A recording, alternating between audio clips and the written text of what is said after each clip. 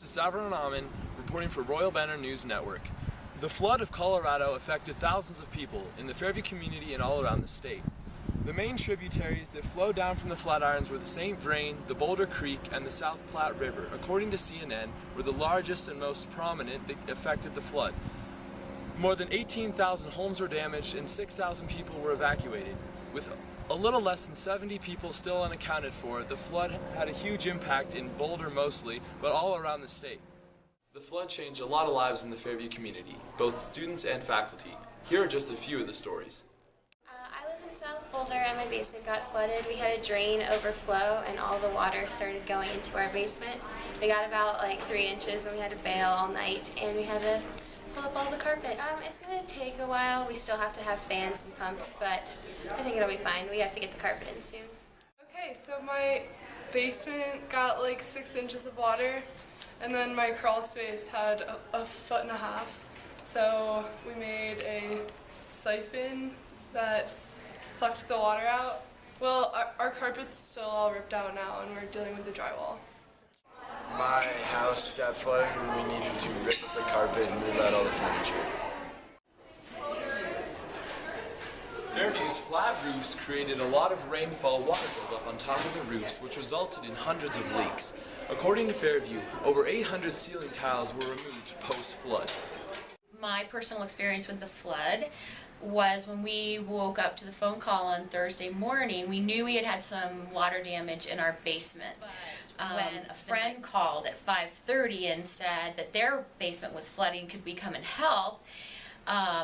We ran downstairs. We said, well, let's run down and look at our basement, and what had just been a little bit of leaking around the edges of a bedroom had now gone from one end of the house to the other.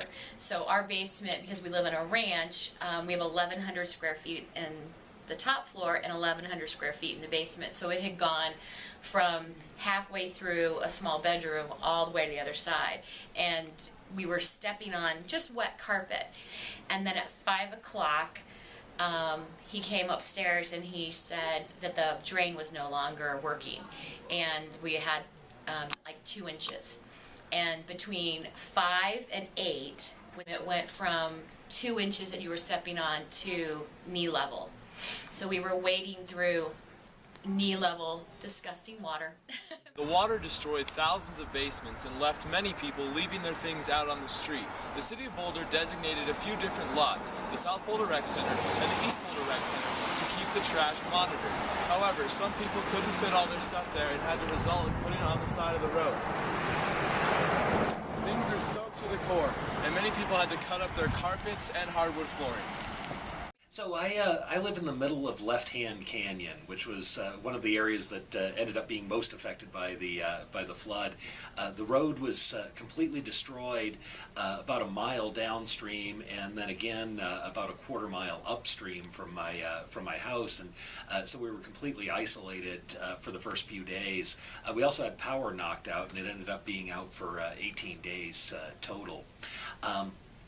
It was on the Monday after the worst of the flooding that a guy came up the road saying that we needed to be prepared to drive up to the top of a nearby hill where the Chinook helicopters were going to be taking us out to safety, and the signal was going to be a helicopter coming low and slow over the canyon.